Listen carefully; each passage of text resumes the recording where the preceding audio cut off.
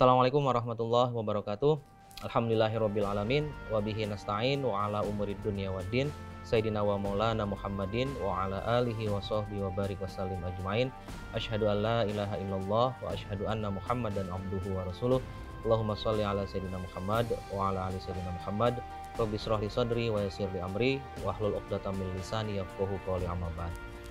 Salam jumpa kembali dengan saya Alif Lukmanul Hakim, dosen Anda dalam mata kuliah Pendidikan Kewarganegaraan. Pada kesempatan kali ini kita akan berbicara tentang konsepsi wawasan Nusantara dan ketahanan nasional atau kemandirian nasional ya. Saya lebih sepakat untuk kemudian ketahanan nasional itu ditambahkan dengan kemandirian nasional. Tapi sebelumnya saya ingin menyapa mahasiswa-mahasiswa sekalian, semoga dalam keadaan sehat walafiat selalu semangat dalam keadaan pandemi seperti ini, dan juga semoga kita semua mendapatkan syafaat Rasulullah fid din wa dunya hatal akhirah. Allahumma amin. Kita akan mencoba untuk memahami wawasan Nusantara. Pada tema sebelumnya, rekan dosen saya Bu Siti Latifah Mubashiroh sudah menjelaskan tentang konsepsi geopolitik ya dan geostrategi.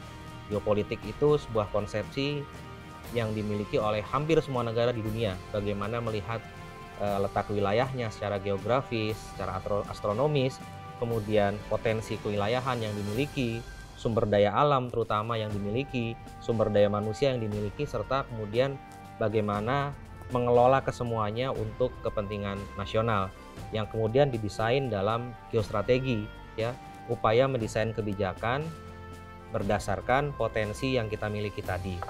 Nah, sebetulnya apa yang saya akan bahas pada kesempatan kali ini itu adalah pendalaman atau upaya untuk memahami secara lebih komprehensif dan holistik ya, secara lebih utuh dan menyeluruh tentang bagaimana implementasi konsepsi geopolitik Indonesia, dalam hal ini wawasan Nusantara, dan juga ketahanan nasional atau kemandirian nasional. Wawasan Nusantara kita tahu ya, pengertiannya secara dasariah adalah cara pandang bangsa Indonesia mengenai diri dan lingkungannya yang sesuai tentunya dengan Pancasila dan pembukaan Undang-Undang Dasar 1945. Bagaimana wilayah negara kita diapit oleh wilayah lain ya, diapit oleh sumber daya alam negara lain ya, kemudian kita berada di antara Samudra Pasifik dan Samudra Hindia, benua Asia dan benua Australia, kemudian kita berada di garis lintang khatulistiwa ya, dilalui oleh garis ekuator yang mengakibatkan kita hanya memiliki 2 musim, dan itu sangat efektif untuk kemudian kita bercocok tanam ya, dan juga menghasilkan hasil-hasil bumi seperti itu. Kemudian kita juga memiliki pegunungan vulkanik yang sangat banyak, dilalui oleh lempeng Asia dan juga Eurasia ya. Kita dilalui oleh sirkum Pasifik tadi itu, yang itu mengakibatkan tanah kita sangat subur dan juga sangat luar biasa untuk pemanfaatan hal-hal yang terkait dengan pertanian ya, perkebunan, dan juga sumber daya kelautan kita yang sangat melimpah dan juga beragam seperti itu.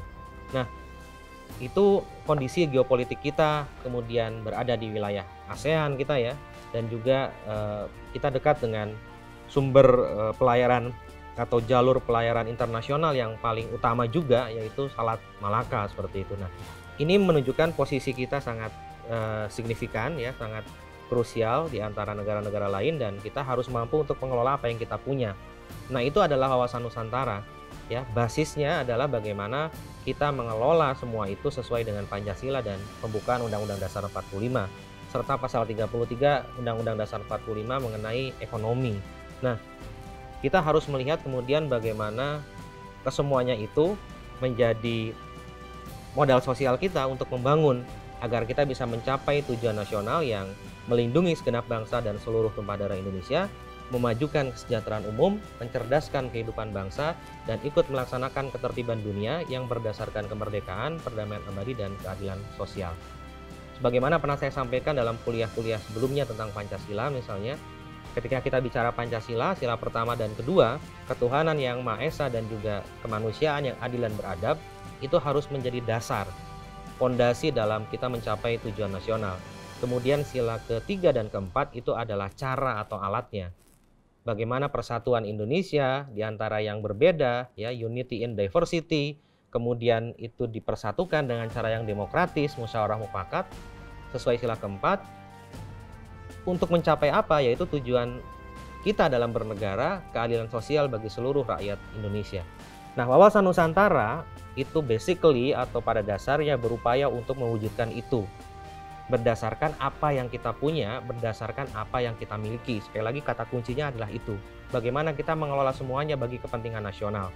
Nah, setelah itu kita akan berbicara tentang geostrategi atau yang kita kenal dengan ketahanan nasional konsepsinya. Walaupun saya lebih sepakat untuk kemudian kita lebih bergerak pada aras pemahaman tentang kemandirian nasional. Mengapa demikian? Karena kemandirian nasional ini bagian dari kenyataan yang harus kita emban, bahwa kita jangan hanya tahan, ya. Kata kuncinya adalah jangan hanya tahan. Maksudnya begini, kita jangan hanya punya prinsip yang penting bisa makan garam, kita masih bisa punya produksi garam atau kita bisa makan garam setiap hari, tapi ternyata garam yang kita konsumsi, garam yang kita makan itu sebagian besar adalah hasil impor. Itu kan yang penting kita masih bisa, itu namanya tahan. Tapi kalau mandiri kita punya potensinya. Teman-teman boleh cek, boleh dicari ya data ini. Indonesia itu adalah negara dengan panjang pantai terpanjang kedua di dunia, teman-teman. Jadi kalau seluruh pantai di dunia itu dihubungkan, 25%-nya ada di Indonesia. Kita hanya kalah oleh Kanada karena Kanada punya Greenland seperti itu. Nah, berarti kita sebetulnya punya potensi yang luar biasa untuk menjadi penghasil garam contohnya.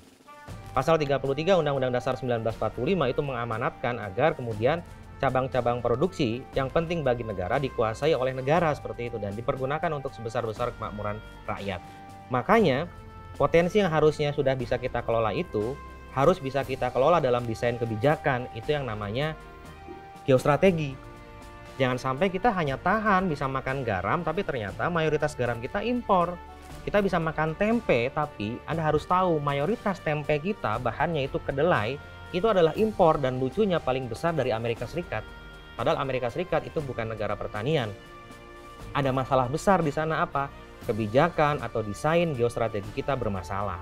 Tidak hadap masalah, tidak melihat produk yang kita miliki, tidak melihat potensi yang kita punyai. Nah, ini yang harus teman-teman pahami, bahwa kita kemudian harus mendorong pemerintah, siapapun pemerintahnya, yang terpilih secara demokratis dan juga legitimatif oleh masyarakat, tapi bagaimana kemudian mendesain kebijakan yang sesuai dengan potensi yang kita miliki. Nah, ini penting teman-teman.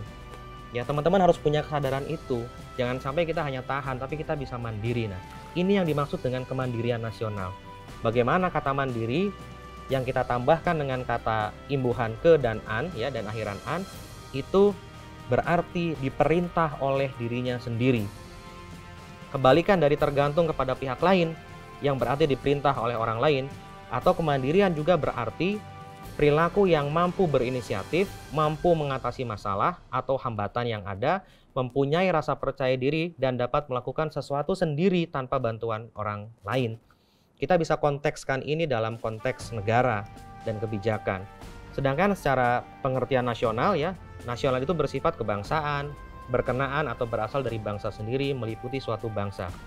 Jadi kemandirian nasional itu adalah kemampuan sebuah bangsa untuk melakukan segala kegiatan di dalam pemerintahan dengan kemampuan sendiri tanpa banyak bergantung kepada negara lain melalui pemanfaatan sumber daya yang dimiliki secara optimal.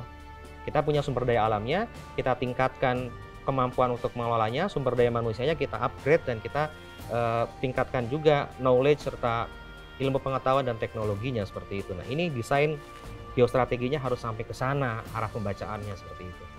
Kemudian sebuah negara itu bisa dikatakan mandiri dalam konteks kebangsaan, ya. Bangsa yang mandiri itu artinya adalah bangsa yang berdiri di atas kekuatan sendiri dengan segala sumber daya yang dimiliki, mampu memecahkan persoalan yang dihadapi dan mampu mengembangkan, kata kuncinya adalah inovasi dan riset di bidang ilmu pengetahuan dan teknologi yang akhirnya memiliki keunggulan dan daya saing, ya, memiliki keunggulan dan daya saing seperti itu. Nah, kemandirian sebuah bangsa itu bisa diukur dari 3 aspek, teman-teman.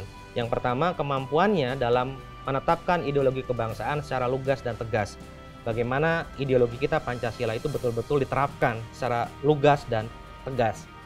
Kemudian kemandirian sebuah bangsa juga dapat dilihat dari kemampuannya dalam merumuskan, memutuskan, dan menerapkan kebijakan sebuah negara tanpa campur tangan pihak-pihak lain secara berlebihan. Ini kata kunci kemandirian. Kemandirian bangsa tentu saja juga bisa diukur dari kemampuannya dalam menjaga dan mempraktikkan kedaulatan atas wilayah, penduduk, dan segenap sumber daya alam yang ada di dalamnya dan digunakan untuk segenap kepentingan nasional. Oleh karena itu, saya ingin mengajak teman-teman memahami apa yang biasa digunakan oleh kalangan LSM atau lembaga swadaya masyarakat. Ya, saya ingin mengajak Anda untuk memahami konsepsi yang sering digunakan oleh lembaga swadaya masyarakat dalam melihat masalah, yaitu analisis SWOT. Ya, bagaimana kita bisa menerapkan analisis SWOT dalam melihat sebuah negara atau bangsa mandiri atau tidak. Kita lihat yang pertama yaitu strength, S ya. SWOT itu kan ada SWOT ya. Strength yang pertama, situasi ataupun kondisi yang merupakan kekuatan dari suatu organisasi atau perusahaan atau negara pada saat ini, dan hal ini menjadi pendorong keberhasilan meraih posisi unggul dari suatu negara atau organisasi atau perusahaan dalam menghadapi persaingan. Jadi kita punya kekuatan, punya kemampuan, dan kita punya sumber daya manusia yang banyak, kita punya sumber daya alam yang melimpah. Seperti di Indonesia ya, sumber daya alam kita banyak dan melimpah. Oleh karena itu kita harus mampu mensinergikan kedua aspek tersebut. Kemudian yang berikutnya adalah W atau weakness, suatu kondisi internal yang menghambat keberhasilan dari suatu negara atau organisasi atau perusahaan untuk mencapai tujuannya. Weakness ini merupakan sebuah cara untuk menganalisis kelemahan sebuah organisasi ataupun perusahaan yang menjadi kendala serius dalam kemajuan suatu organisasi atau perusahaan. Indonesia juga mempunyai pekerjaan rumah yang sangat besar karena kemampuan Indonesia yang belum tuntas secara maksimal memberdayakan sumber daya alam dan sumber daya manusia.